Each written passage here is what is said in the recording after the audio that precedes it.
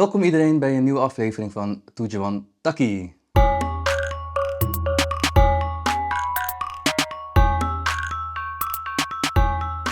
Beste mensen, fijn dat jullie weer kijken en luisteren naar een nieuwe aflevering van Tujuan Taki.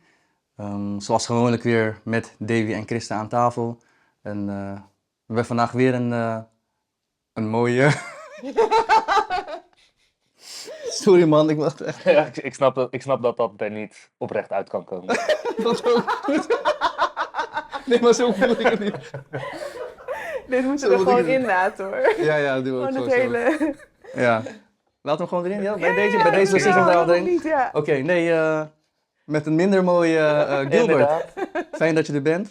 Dat graag gedaan. Ik zie wel een mooie lach, die is denk ik wel oprecht. Hoe gaat het? Gaat goed? Ja? Ja. Oké, mooi. Christa, jij bent ook oké? Yes. Davy? Ja hoor. Oké, nee. Ik ben ook oké. Jullie vroegen het niet, maar ik wil het even gezegd hebben. Voor de kijkers thuis en de luisteraars, Gilbert, kan je jezelf even voorstellen? Ik ben Gilbert, ik ben 32 jaar en ik kom uit Rotterdam. Wat wil je nog meer van me weten? Ik vind het altijd zo'n beetje, mezelf voorstellen vind ik Ja. altijd een beetje gek. Welke versie wil je? Ja, Gaan we precies. de vader, Hè? ja. De speler, de vader, de luilak, de gamer. Ja. Oké. Nou, vind ik een hele mooie voorstelling van wie je bent. Waar ben je het meest trots op? Welke Gilbert? Op welke Gilbert? Ik denk dat ik een mooie mix ben van mezelf. Dat ik overal wel een goede balans in weet te vinden. Ja. Soms, misschien gaat het net iets meer te vaak naar het gamen toe. En dan denk ik, oh ja, ik moet ook nog wel een goede vader zijn. Ja. Maar dan weet ik mezelf altijd, oké, ik zet mijn PlayStation even uit. Ik ga wel even naar mijn huilende kind. Ja. Dat is wel belangrijk. Gamen met je kinderen gaat nog niet. Het gaat nog niet. Oké. Van mij, wat mij betreft, kan het niet zo snel mogelijk gebeuren. Maar als het aan mijn vrouw ligt, duurt het nog wel een paar jaar. Oké. Wat speel je? Wat ik speel? Ik speel heel veel games, singleplayer games. Aha. Omdat ik wat dat betreft niet zo goed tegen mijn verlies kan. Ja. En tegen de computer vind ik dat ik niet kan verliezen. En als ik verlies, dan zet ik het moeilijkheidsniveau gewoon een graadje lager. Oké. En dat ben ik wel alsnog. herkenbaar. Ik ben ook zo. Ja. Ja. Maar ja, je bent ook zo. Jij houdt natuurlijk wel van Super Mario Kart, toch? Ja, dat wel. Dat zijn wel uitzonderingen, maar echt, want we hadden het er eerder over van dat we activiteiten moeten gaan doen, spelletjes gaan spelen, maar ik kan echt heel slecht tegen een verlies. Ja. Maar Mario Kart, speel je dat dan online tegen anderen? Of? Nee, samen is dat toch vind wel ik, leuker, dat vind ik toch? een andere Ja. impact hebben, want dan ben je gezellig met z'n allen. En dan kan je elkaar nog, Ja. Nee, maar als ik wil je, vieze woorden gebruiken, maar inmaken. maar als je Monopoly gaat spelen of zo, ja, dan verbreek je gewoon relaties, toch? Ja. Ik heb in ieder geval wel iets voor je. Als je niet van verliezen houdt, moet je niet tegen mij Super Mario Kart spelen. Uitdaging. Ik word hier in challenge. Uitdaging. Ik ga mijn Switch open. Driften en alles, ja man. Heb jij nog, want jij vond het moeilijk om jezelf voor te stellen. Heeft hij iets gemist, Davy? Want jij kent Gilbert natuurlijk al een hele tijd. Nee, ik denk dat, ja, jij zegt speler, ja. Dus echt, ja, ik vind Gilbert ook echt wel een acteur, gewoon. Maar jij zegt ook speler, omdat we gewoon spelen. Echt Ja, spelen. Als Ik ben we, echt aan Oh, het we zo, kennen ja, elkaar ja. echt wel als kind. Ja, jij weet het niet, jij weet het gewoon niet eens meer. Ik weet Maar- die eerste herinneringen weet ik niet meer. Nee, maar gewoon al echt vanaf jongs af aan. En we hebben gewoon altijd al echt gespeeld. Dus ook toneelstukjes samen gemaakt. En we hebben ook echt videobanden met videoclips van onszelf. Gewoon, ging ik heel echt editen en zo, hè? Met, Ja. met van die effectjes, weet je wel, in window edit, weet je, snap je? We hadden echt wel goede producties. Ja, Maar Hebben jullie dat materiaal nog? ja, dat is er nog vast wel. Mogen wij dat videoband. hebben? Ja, maar Ja, volgens mij, ik weet nog heel goed, waren we, ik weet niet hoe dat nummer heet, I Want to Ride My Bicycle, heet dat nummer gewoon gewoon zo? bicycle, ja. Ja. En dat volgens mij een van ons, of Marciano, die staat dan nog in een hoekje met een letterlijke fietsbel. Tring, tring. Ja. Ja, Ja, maar ik vond het echt een geniaal idee.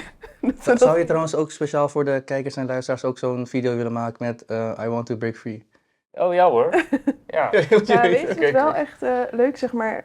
Als regisseur moet je altijd een vertrouwensband gaan opbouwen met je spelers en zo. En met Gilbert heb ik dat niet, want dat is er al gewoon al. Dus Gilbert heeft echt letterlijk gewoon naakt gestaan in de shows van ons. Het is niet 1000 dagen is nu de laatste productie waar hij in speelt. Maar we hebben ook een voorstelling gedaan in een zwembad, uit het zwembad. En ja, dat gaat natuurlijk over kwetsbaar zijn. Ook was een scène over kwetsbaar zijn in het zwembad, dat je kleding uit moet doen. En toen stond hij daar gewoon letterlijk in zijn blote billen. En Oké. toen hebben we gewoon dus visuals op hem geprojecteerd. Ja. Op zijn naakte lijf. Ja. Maar dat is niet alleen naar jou toe dus. Dus meerdere mensen zien dat. Ja. Iedereen Ja. heeft gewoon heel Rotterdam-Zuid heeft zijn blote billen gezien. Dus- nee, maar dat... Ik weet, ja. Ik weet niet, ja, maar sowieso ben jij gewoon heel vrij. En Ja. als het gewoon goed voelt, dan doe je volgens mij gewoon. Als het goed voelt, dan ben ik ook niet de moeilijkste om ergens nee tegen te zeggen. Ja. Ja, en nog meer stukken heb je gespeeld. Nog Ja. eentje over millennials. Oh, En we hebben een vaderdagvoorstelling gemaakt. Dat was wel een hele persoonlijke. dat heb ik ook nog gespeeld, ja.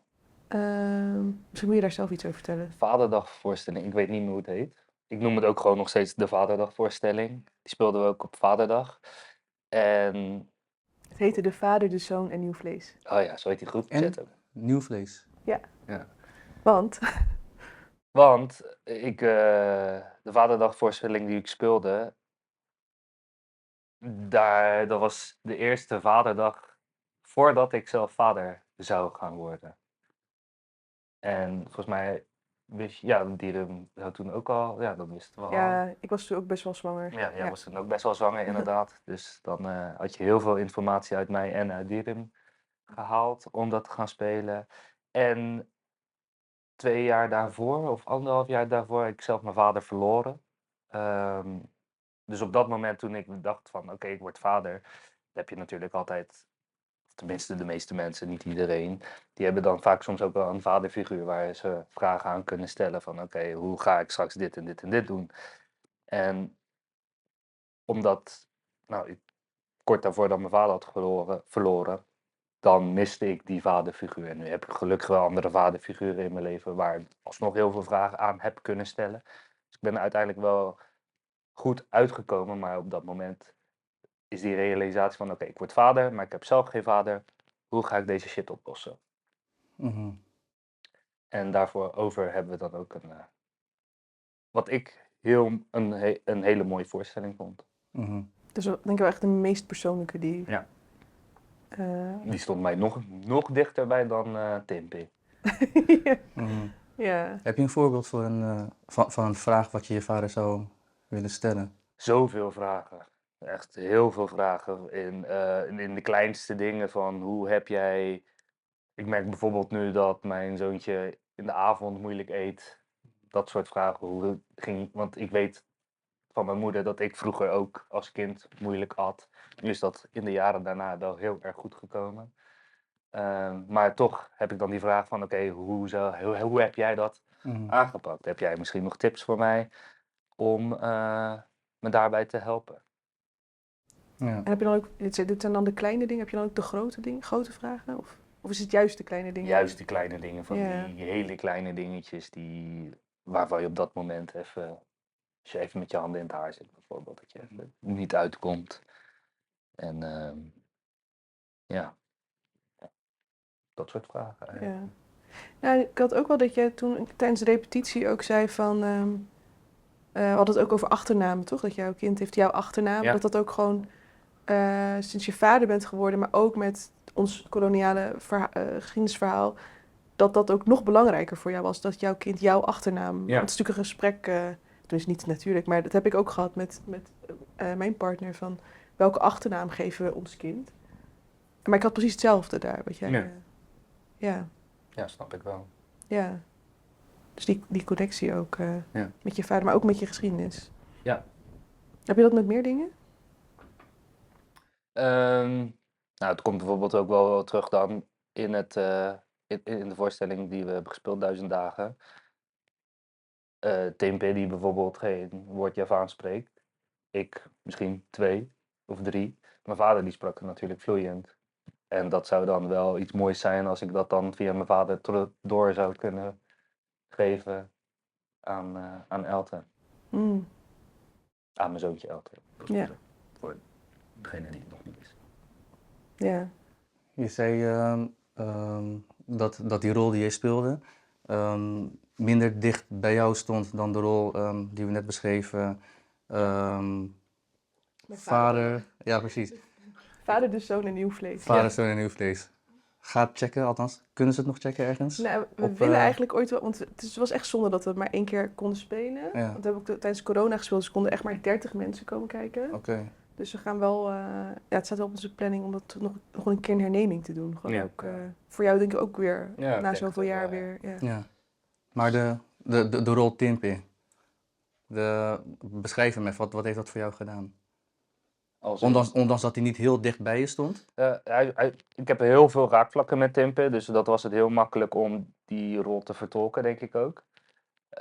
Dus wat dat betreft, als Davy zegt van, nou, dit is de rol die je speelt, en ik denk van, oké, nou, ja, daar herken ik mezelf wel in. Ja. Was dat vrij makkelijk. Het verschil dan met de vader, de zoon en een nieuw vlees, daar had ik niet eens het gevoel dat ik een rol aan het spelen was. Ik kreeg natuurlijk wel gewoon tekst voorgeschreven, maar die teksten, dat was alsof Ja. mij dit Alsof jij letterlijk dat... Ja. was gebeurd en overkomen was. Nou ja, goed, wat dat betreft zie je inderdaad wel gewoon, ja, inderdaad speler of acteur. Ik bedoel, je hebt wel het talent. Want ik bedoel, je hebt wel, ja, complimenten ook, hè. Daar hebben we het ook over gehad, van, weet je, we moeten elkaar Ja, ja. complimenten geven. Maar ja, echt wel, zitten wel heftige scènes tussen die je hebt. Ja. Ik kan me ook gewoon echt één scène herinneren met jouw vader dan. Of degene die jouw vader speelde. Ja. Dat jullie gewoon echt wel ruzie hadden. Ja. Zou je dat in het echt ook kunnen doen met jouw vader? Er zijn wel eens momenten geweest, zeker vroeger in de puberteit, dat ik wel eens ruzie had met mijn vader. Niet zo erg. Ja. Maar daarin, ja, daardoor maakt het ook wel, omdat ik wel eens ruzie heb gehad, kon ik dat ook wel makkelijker spelen zo. Ik wist wel ongeveer hoe ik dan zou reageren. Ja. En ja, en dat heb ik dan ook wel gedaan. Ja, en ook wat je denk zei, ik. Jort heeft gewoon heel veel talent ook. Dus Ja. je kon ook gewoon zeggen, oh, je moet nu even harder en je moet nu meer energie. Gewoon echt heel Ja. technisch, maar het klinkt altijd een beetje, Ja. misschien niet zo leuk, want dan Ja. verbreek je nu die magie van hoe we het doen. Maar het is wel echt zo dat het echt nep is. Ja. Snap je? Dus dat we echt wel gewoon, omdat juist zeg maar, omdat jij het gewoon als materiaal kan zien, dat we gewoon kunnen zeggen, oh, maar daar moet even een pauze. Het is Ja. heel kunstmatig geregisseerd. Daardoor kunnen we het geven aan het publiek en die kunnen dan voelen. Ja. Maar wij hoeven het niet te voelen. Daar gaat het niet Ja. over. Dus het publiek mag het voelen, zeg maar. En natuurlijk, ik denk wel echt, ik weet niet, zijn er stukken die jou wel hebben geraakt in de voorstelling? In deze voorstelling? Ja. Ja, ik denk dat het een mengelmoes is van alle scènes die er wel doorheen komen. Dat er overal wat denk, oh ja, daar herken ik me wel in. Oh ja, dat heb ik ergens deels wel zo meegemaakt. Of ergens herken ik wel dingen in mijn leven van, oh ja, nee, natuurlijk. Ja. Dat komt me zo, dat herken ik zo. Gewoon veel herkenbaar. Ja, Ik denk niet alleen in jouw rol, maar ook gewoon in de rol die jouw medespelers hebben gehad. ja, absoluut. Het is gewoon ook een hele herkenbare voorstelling natuurlijk. Nee, maar om even terug te komen, de reden waarom ik het vroeg, is omdat, ja, zeg maar de mensen die dichtbij me staan, die kennen mij ook een beetje als brutaal. Dus ik zou dat, nou, ik heb het denk ik ook met mijn vader wel eens gehad inderdaad, dus gewoon echt wel gewoon botsen. Want hij is zo geweest, ik ben ook zo en weet je, water, vuur, of vuur, olie, ik weet echt niet hoe je het zegt, die steekt elkaar aan. Maar ik vind het interessant omdat volgens mij vanuit de cultuur is het gewoon echt dat je respect moet hebben voor ouderen. Vooral voor je ouders. Dus soms vraag ik me dan ook af van wat is respect, hoe uit je dat? Hier word je natuurlijk ook wel geleerd van, of door je ouders, je moet volgens met u aanspreken. En hier heb je dat juist niet. Van je bent elkaars gelijken. En ik merk ook gewoon inderdaad, als je het hebt over respect, dat respect niet in het woordje u zit. Maar het is veel groter dan dat. Ik bedoel, hoe je met elkaar omgaat, hoe je je meningen deelt. Eerlijk. Gewoon respect voor de ouderen, dat bij ons echt wel belangrijk is. Dus je mag helemaal niet tegen je ouders ingaan. Ik hoorde altijd van, Kurangajar, je hebt te weinig pak slaag gekregen. Je bent gewoon brutaal, je kan niet zo mondig zijn tegen je ouders. Eh, Misschien zijn we gewoon heel westers opgevoed, dat dat wel kan. Ik vraag me ook af waar dit ook vandaan komt. Is dit ook de Javaanse cultuur uit Suriname of is dit ook Javaanse cultuur Ja. uit Indonesië? Omdat als je kijkt naar Suriname, een echt Surinaamse opvoeding is best wel, dus het kan best wel hard zijn. Ik ben zelf opgevoed in een Afro-Surinaams gezin. Als je kijkt naar Suriname, het is een land die voornamelijk bestaat uit mensen, uit nazaten van tot slaafgemaakte en contractarbeiders. En dat zijn mensen die veel trauma's hebben en geweld hebben meegemaakt op plantages. Dus de contractarbeiders die kregen ook lijfstraffen als ze niet goed produceerden of wanneer ze verzuimden of bij luiheid bijvoorbeeld. Dus als je een land hebt die gebouwd is op mensen die lijfstraffen kregen als straf, wat doet dat dan? Wat doet het dan met de opvoeding met de kinderen? Met hun persoonlijke relaties. Ja, dus met ik vraag hun- me ook af, Ja. van, is dit een Surinaamse opvoeding, een Javaans-Surinaamse opvoeding, of is dat ook in Indonesië zo? Dat vraag ik me af. Ik Want- merk wel zeg maar, een verschil bij mijn moeder en bij mijn vader. Dus mijn vader is veel meer opgegroeid in het dorp. Dus daar heeft hij veel meer onder Javanen, zeg maar. Terwijl mijn moeder is echt opgegroeid in de stad. Dus heb je verschillende bevolkingsgroepen. En daar is ik denk het spanningsveld is daar intenser te voelen. En ze waren ook armer. Dus ja, dan maak je ook zorgen om andere dingen. Maar zij werd wel echt geslagen. Dat mijn vader bijvoorbeeld niet. En ja, ik denk wel echt dat dat ook komt uit de stad is meer Surinaamse cultuur en ja. mijn vader was toch... Meer het dorpskampongevoel, ja. denk ik, dat het wel was. Maar ook dus, ik denk dat mijn moeder werd geslagen omdat haar moeder ook werd geslagen en die werd geslagen op de Ja. plantage of weet ik veel. Dat geweld...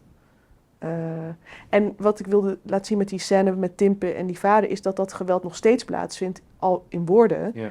Maar dit is niet een gezonde relatie tussen die... Maar ze hebben de capaciteit niet om anders te doen. Nee. De vader en de zoon. Dat is een beetje waar ik naartoe wilde met die... Om daar zeg maar op een normale manier ja, middels communiceren uit te komen. Nee, kunnen ze niet. Maar het is ook gewoon frustratie ook, toch? Gewoon echt wel, moeder is overleden. Jij moet daarmee dealen, maar je vader ook. En dat is dan misschien... Ja, is dat ook niet trouwens een... ik wil het helemaal geen beperking noemen, maar we hebben natuurlijk ook vaak te horen gekregen van, weet je, confrontatie uit de weg gaan. Of niet over bepaalde dingen willen praten. Makkelijkste weg kiezen. Is dat dan ook de rol die voor vader is geschreven? Ja, sommige gewoon... niet... wel in de zin van een beetje het probleem negeren. Ik denk dat die vader ook heel lang die opvoeding gewoon bij die moeder heeft gelaten. Weet je wel, van hoe je... En dat, ja, nu is die moeder er niet. En je hebt wel een soort van een volwassen zoon, maar het is niet klaar. Je bent nog steeds zijn vader en hij moet nog begeleid worden in het opbouwen van zijn leven. Ja. Dus dat wel, van dat hij daar nu mee geconfronteerd wordt, dat zegt hij ook in die scène van... Hé, ik faal nu eigenlijk een beetje als vader. Ik ben niet... Op dat moment nog niet capabel genoeg om... Ja. Maar ja, ik herken wel wat je zegt, hoor, want ja, moeders is toch wel altijd, vaak ook onderschat of zo, maar blij te horen dat het ook helemaal niet onderschat wordt, toch? Dat moeders echt wel een hele belangrijke rol hebben in de opvoeding. Zegt, en als die dan ineens wegvalt, kan ik me wel voorstellen van, ja, ik zou ook niet weten, weet je hoe... Ik ben... ik kom uit een huishouden van, logisch moeder, vader en dan een broertje. Dus gewoon 3 mannen in huis. Maar toch draaide alles om mijn moeder. Maar dat leerde mijn vader ons ook gewoon aan. Van ja, je moeder is gewoon belangrijk. Als je de mogelijkheid hebt om haar te brengen, op te halen of wat dan ook, doe dat gewoon. Zij komt gewoon op de eerste plek. Nou ja. Dus ja, ik kan me ook wel voorstellen dat dan inderdaad de vader van jouw rol, zeg maar, dan het ook even niet weet. En ook afgeeft op jou en jij natuurlijk ook met je eigen issues zit. Ja. Wat is jouw favoriete scène eigenlijk? Mijn favoriete scène uit de voorstelling vind ik een moeilijke. Ik denk Ehm, als ik hem zo... Dan denk ik dat dat de laatste dansscène is van Rudolf. Dus zo we groot lachen, van Ja. Christa en mij ook. Ja. Ja.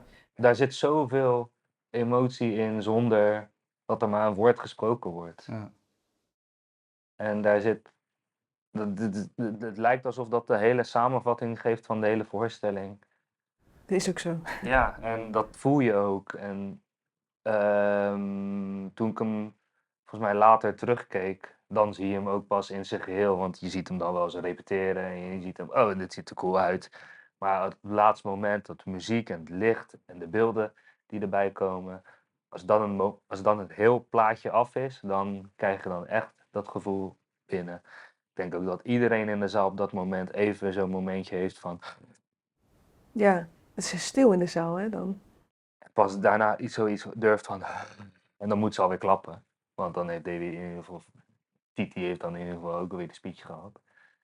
Maar ik denk dat dat echt wel de scène is die het meeste impact op mij heeft. Omdat het ook een niet uitgesproken scène is, kan het ook voor iedereen wat anders betekenen en een ander gevoel bij opbrengen. Maar ik denk dat het wel bij de meeste mensen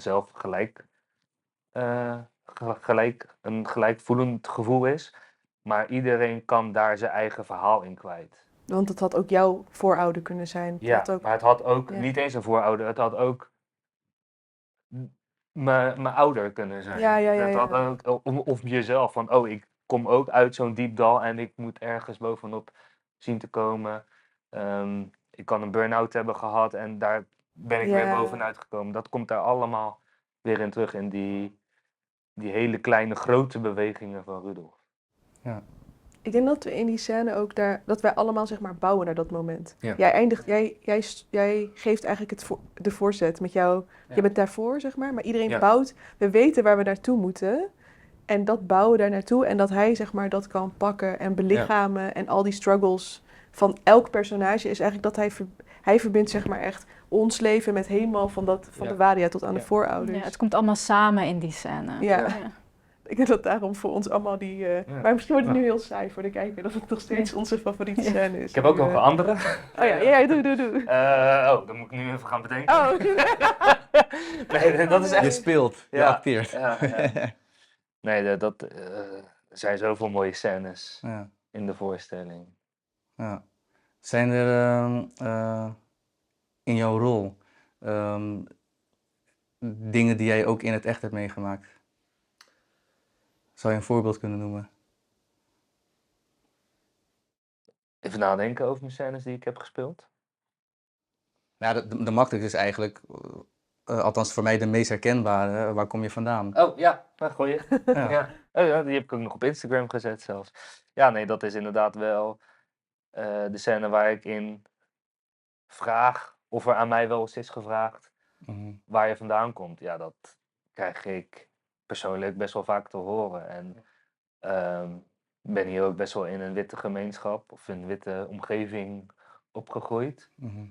Waar, nou, we zaten op dezelfde basisschool. Ik denk dat er 3 Javanen... ja, ik weet, die ene andere, die kennen wij ook. Ja, precies.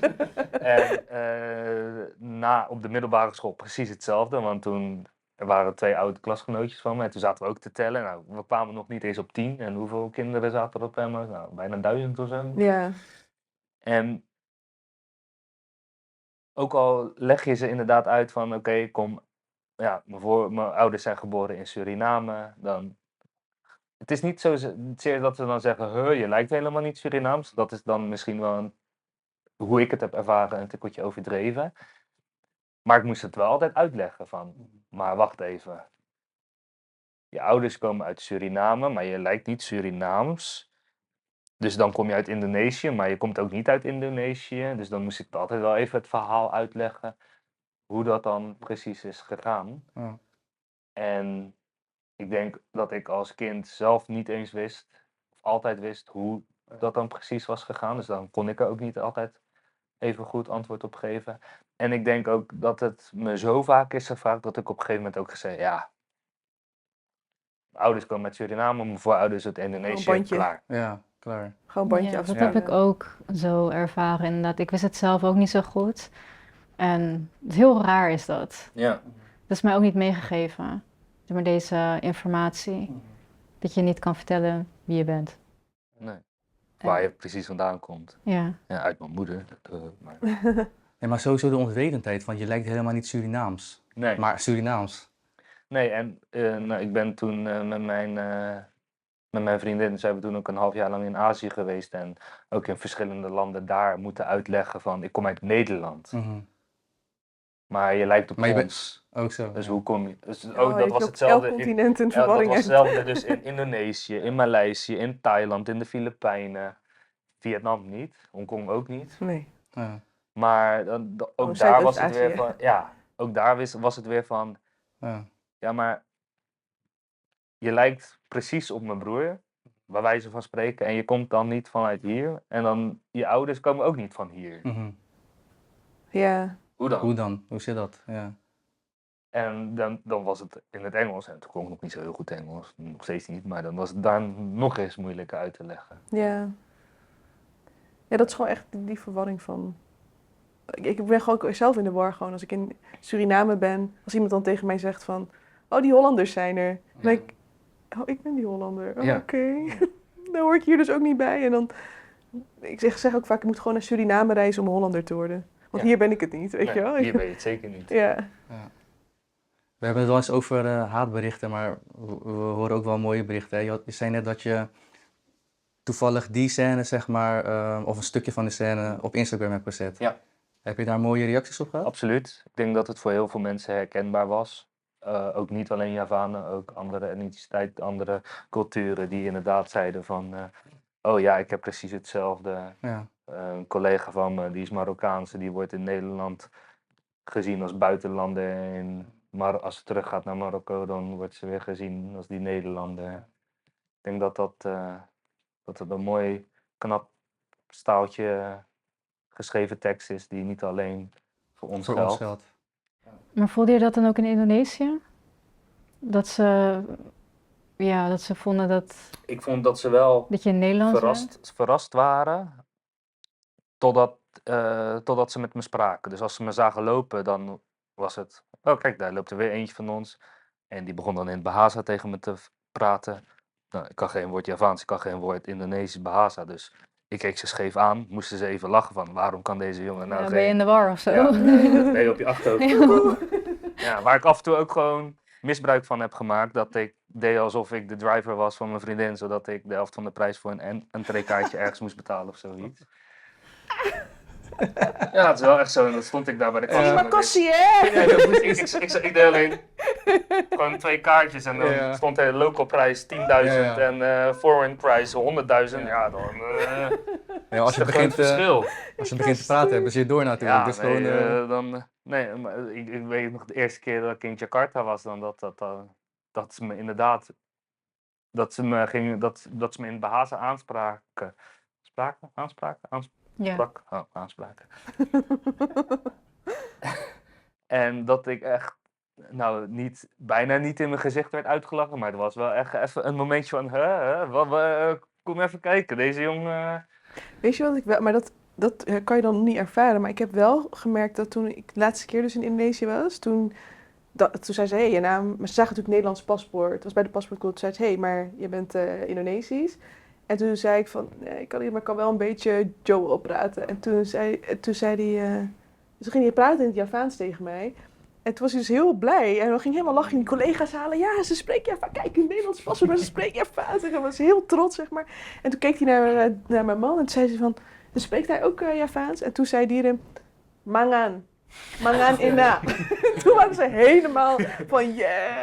Ja. En ik had ook nog mijn zoon in een draagdoek, maar in een slindang, dus toen was het helemaal, zeg maar, ja, represent.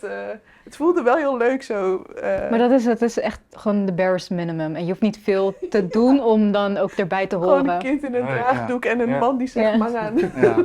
En mijn man is niet Javaans, dus misschien belangrijk. Ja. Dus ze waren heel blij dat ik dat ook nog had. En hier zo in Nederland of in Suriname, dan word je toch wel weer als anders gezien of zo. Terwijl dat is wel mijn ervaring in Indonesië, dan is het van, ja, dus je kent een paar woorden, ja, je hoort er gewoon bij. Ja.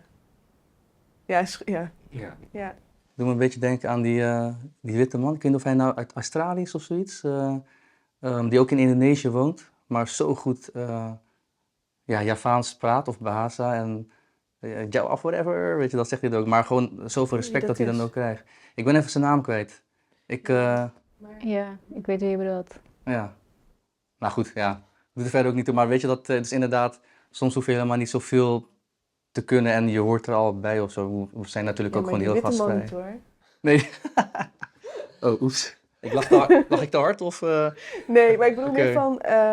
nee, het is gewoon leuk dat iemand gewoon Ja. de taal leert natuurlijk. Maar ik denk wel dat dat iets anders betekent dan dat wij erbij Ja, bij ja, horen. ja. Omdat wij zo Wij Ja, weten het soms ook nou, gewoon niet.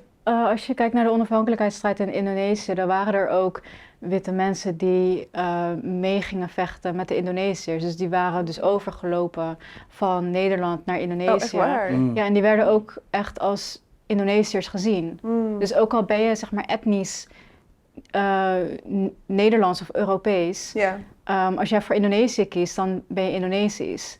Dus Indonesië heeft eigenlijk zoveel verschillende etniciteiten. Dat ja.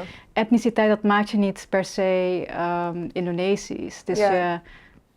het- Waar je voor of kiest. trouw bent Ja, ja, aan ja. het Ja, ja, land, dat maakt je Indonesisch. Dus Werden zij ook door anderen dan gezien, door Indonesiërs of alleen door Indonesiërs zelf? sorry? Werden zij dan ook door andere mensen gezien als... Ja, ze werden echt als Indonesiërs beschouwd, ook al Zo ben was je je wit, ja. Europees. Ja. Maar ik denk wel dat het iets anders betekent meer. Snap je wat ik bedoel? Voor ons als je... Ja. Ja, Als ik zeker. word geaccepteerd in Indonesië, omdat als ik daar... Ja. Als ze zeggen je hoort erbij, dan betekent Precies. dat iets...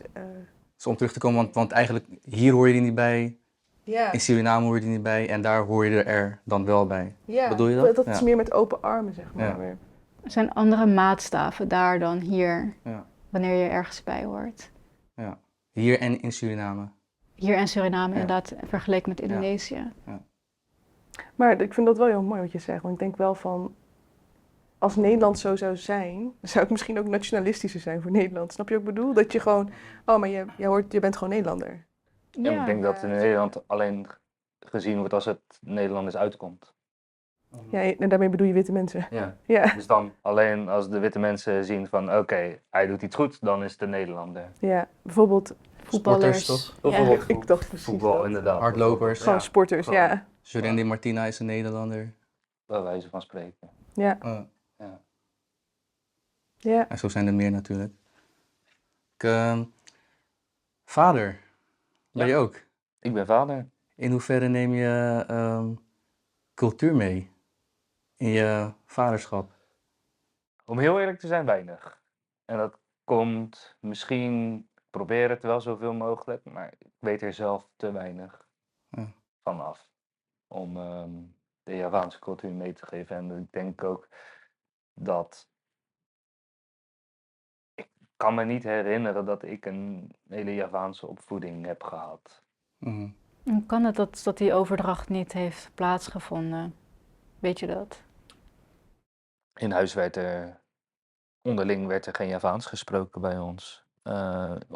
Tussen de families vaak wel, maar thuis niet. Thuis was het standaard de taal gewoon Nederlands. Zodat ik dat inderdaad gewoon, ja, je woont hier, je leert de taal hier. Ja, er is echt gekozen voor een Nederlandse opvoeding, Ja. of zo, zodat je hier succesvol zou zijn. Ja. Maar ook qua cultuur, ook zeg maar bijvoorbeeld, mijn ouders gingen gewoon elke donderdag banyu kampang zetten, weet je wel, voor overledenen. Dus een glas water met een bloemetje erin, zeg maar. Mhm. Maar dat deden je ouders ook niet, toch? Nee, Dat soort... niet dat ik het me kan herinneren, Nee. inderdaad. Nee. En ik denk dat mijn moeder ook al niet echt meer de Javaanse cultuur heeft meegekregen. In Suriname al In niet. Suriname al niet, dat daar al... Weet je wat daar is gebeurd? Nee, durf ik echt niet te zeggen. Maar ik weet wel dat mijn moeder bijvoorbeeld niet net zo goed Javaans spreekt als mijn vader. Mijn moeder die verstaat het meer. Gewoon, dus mijn level. Ja, en mijn Steenkolen. vader die praat het. En dat was misschien ook wel logisch, want mijn oma die sprak alleen Javaans. En die sprak Ja. geen Nederlands, dus dan moest mijn vader wel. En als mijn oma dan hier was, wat ik kan me herinneren dat toen dat ik in mijn leven dat zij 2 keer hier was, ja, dan hoefde ik ook niet per se met mijn oma te praten, want Ja, die ene keer dat ze hier was. Ja, ging je niet speciaal daarvoor Javaans Nee. leren? Maar hoe zit dat dan? Want ik zie dat ook bij mijn familieleden van de oudere generatie. Dat ik heb familieleden die spreken niet goed Javaans, maar ehm, dat zorgde ervoor dat ze niet goed met hun eigen ouders konden communiceren. Maar zie je dat misschien ook terug bij je moeder, van dat zij ook niet goed kon verbinden ook met andere familieleden die bijvoorbeeld niet goed Nederlands konden spreken. Want in mijn familie niet iedereen die sprak Nederlands, die sprak alleen Javaans. Ze konden gewoon niet met hun eigen familieleden spreken. Dus voor zover ik weet spreekt de kant van mijn moeder spreekt allemaal Nederlands. Maar zelfs de moeder van mijn moeder die sprak Nederlands. Ik heb de vader van mijn moeder heb ik niet gekend, dus ik wist niet of hij wel of geen Nederlands sprak. Maar voor zover ik weet spreekt iedereen in mijn familie Nederlands. Ja, want Dus en de opa en oma van je moeder, zijn zij ook, weet je ook of zij aan zijn gekomen in... ik weet dat de vader van mijn vader, dus mijn opa, die is met de boot van Indonesië naar Suriname gegaan. Dus ik ga ervan uit dat hij Javaans sprak. Ja, anders kan je niet met je eigen vader spreken. Precies. Dus daar ga ik in ieder geval van uit. Maar ik weet wel dat hij ook veel ouder was. Hij was, als we de papieren mochten geloven, was hij ergens in 1918 al geboren. En is die of zeg ik dat goed? Of eerder zelfs al. En dan was hij vrij oud toen hij mijn vader kreeg en was hij ook vrij jong gestorven weer. Dus misschien dat daar dan al ergens een band is losgesneden, letterlijk. Van oké, we gaan nu maar met z'n allen Nederlands leren, want we hoeven geen Hmm, Javaans meer te spreken. het heeft geen functie meer. Nee. Mhm. En ik denk ook wel een stukje cultuur / geloof, zeg maar. Wat volgens mij jouw ouders ook niet meer... Nee. toch? Gewoon ook niet meer... Nee. De Javaans geloof, zeg ik dat goed? Ja? Ja, niet, dat is niet een ding. Nee. Dus volgens mij zijn ze christenen. Ja. Ja. En jouw opa en oma ook dan? Nee, volgens mij nee, volgens mij niet. Volgens ja. mij was mijn oma... Nee, die was volgens mij wel... die heeft nog helemaal Javaans. In In- geloof en cultuur. ja. En ja, ik denk wel dat zeg maar, dat ook weer een stukje... Maar dat merk ik bij mezelf ook, omdat ik doe daar ook niks mee. Dat is Nee. ook een stukje los, weet je, van... Ja. terwijl mijn ouders dat wel nog hebben. Ja, precies. Ja. Ja, bij ons is dat niet zo. En mijn ouders die hebben ons daar ook in gelaten. Het is niet dat jij christelijk bent opgevoed. Nee. Nee. Nee? Nee. Ik ben naar een Rooms-Katholieke basisschool geweest, maar daar is ook alles mee gezegd. Maar dat is volgens mij meer omdat het gewoon lekker dichtbij was. Ja. Hoe zit het met de interesse dan in de Javaanse cultuur? Die is sinds de interesse in de Javaanse cultuur is sinds het overlijden van mijn vader wel steeds groter geworden. Mhm. Misschien inderdaad is dat zo'n puzzelstukje wat nooit is opgelost en wat je nu een stuk minder kan oplossen, omdat er gewoon iemand die Die antwoorden ontbrekende gaat- stukken. Ja, die kan, en dan wil je het misschien juist gaan oplossen. Ik ben daar zelf minder sterk mee bezig. Ik denk ook dat ik gewoon heel veel van mijn tijd en energie heb gestoken in mijn eigen zoon, in het opvoeden van mijn zoon. En ik weet bijvoorbeeld wel dat het binnen onze familie dat er wel steeds meer vragen is en onderzoeken zijn gegaan. Of in ieder geval mensen die gaan uitzoeken zijn van oké, hoe heeft dat nou precies gezeten? Ja. Is dat misschien ook een van de redenen dat je met je vrouw, ik weet, had je je kind toen je met je vrouw naar Indonesië bent Nee. gegaan? Nee, Nog niet? nee, dit was echt 2016 Ja. dat ik met haar in Indonesië was. Maar niet zozeer dat je op zoek ging naar iets of... Nee, dat we naar Indonesië gingen was zo, lijkt ons wel een mooi land en we gaan kijken... Gewoon echt Of, als toerist meer. Ja, en we gaan kijken of we kunnen... Misschien, het was meer uit interesse van, oh kijk, hier zou opa misschien vandaan zijn. Maar voelde je iets toen je daar kwam? Ik voelde me daar wel thuis in Indonesië. En ik weet nog wel heel goed dat ik dat toen tegen mijn vriendin zei van, ja, het voelt heel gek, maar ik voel me hier meer thuis dan in andere plekken, op andere plekken. En dan met name Java. Ja, Bali al wat minder en zo. Want daar is toch weer. Ja, het leek ook, het leek alsof ik constant tussen familie liep. ja, Alleen was ik dan nog wel degene die dan nog steeds niet kon communiceren ja. met. Maar je voelde wel van hier hoor ik Ja, thuis. ik voelde wel dat de banden. Ja, Op een gegeven moment heb je Ja. wel zo'n warm gevoel. ja, En dat is misschien ook. Ik weet dat. Misschien is dat ook een beetje omdat je in je achterhoofd weet van oké, mijn voorouders komen hier vandaan dat je dat sterker gaat voelen. mhm. Dat weet ik niet, maar het is er wel. Dat kan Ja. ik niet ontkennen. Want zeg maar op de vraag van waar kom je echt vandaan, hoor je soms toch ook van ga terug naar je eigen land. Zeg je van ik ben hier of ik ga naar Ja, Indonesië. nee, dan. Kijk, wat dat betreft voel ik me ook wel een Nederlander. Ja. En ik zeg niet dat. Nee, dan zeg ik ook gewoon, oké, nou dan ga ik terug naar huis. En dan ben ik hier alsnog in Capelle. Dat iemand tegen mij dat zegt van, ja, Ja. ga terug naar huis. Of waar je vandaan Ja, komt. precies. Ja. Hier hoor je gewoon. Ja. Ja. Ja, dat is ook gewoon waar ik ben geboren. En hier ben ik ook opgegroeid. En dat Ja. neemt niet weg dan dat ik me daar ook thuis voel in Ja, ja, Indonesië. snap Heb jij een vraag voor onze Gilbert? Zou je nog iets willen weten van hem? Nee, ik heb vragen gesteld, denk ik. Wil jij zelf nog het over iets hebben trouwens, Gilbert? Oh, moeilijk, nee. Wat hebben we nog niet besproken van jou, wat we moeten weten? Er is zoveel dat je nog niet over me weet. Maar nee, ik ben echt een open boek. Je kan me alles vragen en dan vertel ik het altijd wel. Wat dat Ja. betreft. Nee, joh. Maar want dan vraag ik het aan Davy, hè? Want jullie kennen elkaar zo lang. Dus Ja. er zijn vast wel wat dingen die jij... Ja. Davy? Ehm, Misschien nog, wat betekent het voor jou om dit te maken met ons? En om het met deze groep te doen? Heeft dat iets voor je gedaan? Ja, het heeft me wel doen realiseren dat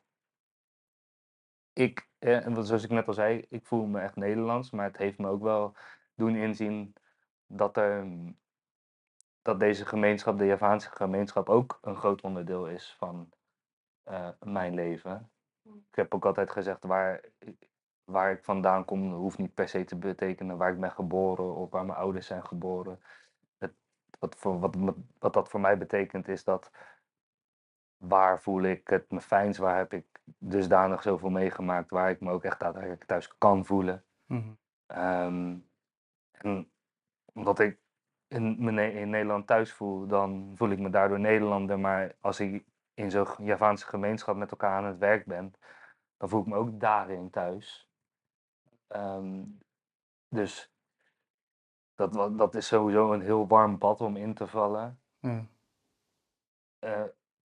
We hebben, ik denk als we de verhalen met elkaar vergelijken, dat we heel veel gemeen hebben. Ik denk ook dat iedereen elkaar daarin versterkt in de groep. Mhm. Met hoe dan ook. Met verhalen, met eten, grapjes, met alles eigenlijk. Je voelt gewoon heel veilig, hè? Het voelt heel veilig. Ja, met tranen ook inderdaad, dus Ook dat met wil ik tranen, zeggen. Ja. Ja. Gaan mensen moeten huilen? Hm? Oh, ik zelf moest huilen. Ja. De première. En daardoor moesten wij allemaal huilen. Stond ze zo. Ja. Nee, maar dat kan ook als je je veilig voelt. Dat bedoelde Ja. ik meer Ja. eigenlijk. Dus dat, ja. Waar ik dan wel benieuwd naar ben, ik weet niet of dat per se met cultuur te maken heeft. Wat ga jij jouw zoontje, denk ik, hè? Wat ga jij je zoon meegeven, wat jij belangrijk vindt vanuit de voorstelling?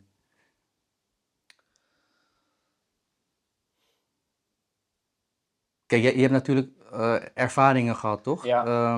Misschien bijvoorbeeld waar we het net over hadden, van waar kom jij vandaan? Ja, ik denk dat het voor... dat zijn moeilijke vragen zeg. Heb je even 20 minuten? Nee, nog Nee. 2. Weet je waarom het moeilijk is? Omdat het pijn doet. Want je weet dat dit Elton gaat overkomen. Ja, Ja. precies. Het doet pijn, dit. Kijk, wat ik me nu bedenk, en daar ben ik pas veel later achter gekomen, toen ik zelf op zoek was naar werk, dat ik ergens niet werd aangenomen bijvoorbeeld. En dat je dan op dat moment denkt van, nou oké, het zal wel. En toen ik dan, ik weet niet wanneer die realisatie precies kwam, maar dat mijn moeder vroeger altijd zei, ja, jij moet als bruintje, moet jij wel 6 keer harder werken Mhm. om ergens te komen. Jij moet wel 6 keer beter je best doen. Jij moet wel 10 keer harder presteren om hetzelfde te behalen wat jezelfde klasgenoot ook doet. Ja. En inderdaad, wat jij nou zegt, ik vind het dat inderdaad ik ben daarvoor bang dat inderdaad dat voor Elton later dan ook gaat gebeuren. En daar kan ik zelf niks aan doen, want Nee. Maar je blijkbaar... kan hem niet voorbereiden of zo dan? Ja, dat wel, denk ik. Ik denk wel dat je kan voorbereiden, maar ik denk dat het pijnlijk is dat je dat moet doen. Ja, maar ik denk Dat dat je je dat het moet niet meer voorbereiden, kan ja. voorbereiden op dezelfde verhalen die jij hebt gekregen van je Maar ik ouders. denk, als mijn ouders tegen me hadden gezegd, de wereld is zo, het is onveilig. En dat hebben ze in zekere zin gedaan, hè. Maar, en dat is oneerlijk, en toch is het zo. Dan hebben ze echt wel zo geprobeerd, dat helpt wel. Ja. Dat helpt wel. Ja. Ook al komt het net zoals bij mij komt het dan later. Ja, Want op dat moment denk ik van, ja, zal wil wel. je Ik ben gewoon niet nou, aangenomen. ik haal toch 45 op mijn CITO, wat doe je nou moeilijk? Ik mag toch VWO gaan doen, wat doe je nou moeilijk? Ja, Op dat moment denk ik van, ja, laat ze maar kletsen. Ja. Maar inderdaad later, als je dan denkt van, wacht even. Matnoesan is niet Bakker. Nee. Dag als achternaam, ja. Nee, geen Jansen, geen De Vries.